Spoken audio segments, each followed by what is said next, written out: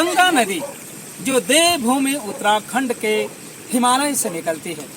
इस नदी के बारे में कहा जाता है कि यह नदी शिव की जटा से निकली हुई है और जब पहाड़ी और पर्वतीय अंचलों से निकल के आती है तो देव प्रयाग का मेल करके इसे गंगा का नाम दिया जाता है। ऐसी अनगिनत नदियां हमारा देवभूमि पहाड़ों में है।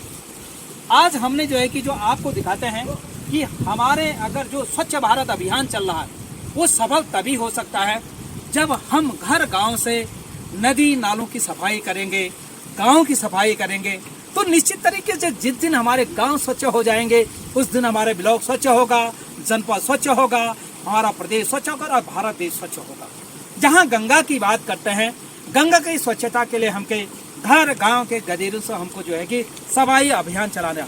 आज इसी के तहत हमने आपको बताते चले, ये देखिए सौंग नदी है, ये जनपद टेहरी का जो मोरड़ा सकलाना है वहाँ पर बहती है।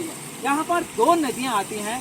इस नदी में आज हमने सघन रूप से एक स्वच्छता अभियान चलाया ताकि उसके तहत हम यहाँ पर ये संदेश देना चाह रहे हैं कि जब हमारे गांव के गाड़ गदेरे ये तमाम चीजें स्वच्छ होंगे तो निश्चित तरीके से हमारी गंगा नदी भी स्वच्छ होगी।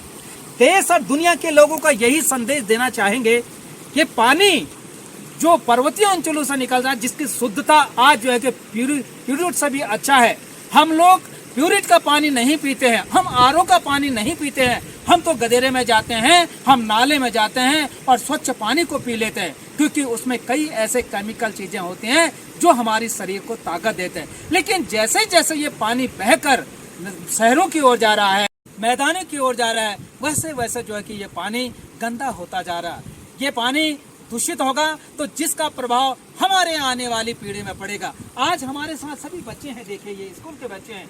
इन छुट्टियों में जाड़ों की छुट्टियां पड़ी है, फिर भी इन लोगों ने जो है कि सौंग नदी को साफ अभियान चला करके हमने इस नदी को साफ स्वच्छ किया। मैं लोगों से यही निवेदन अनुरोध करना चाहूंगा, आप भी जो है अपने घर गांव की जो छोटे छोटे गदेरे हैं उनको साफ करिएगा, स्वच्छ बनाएगा।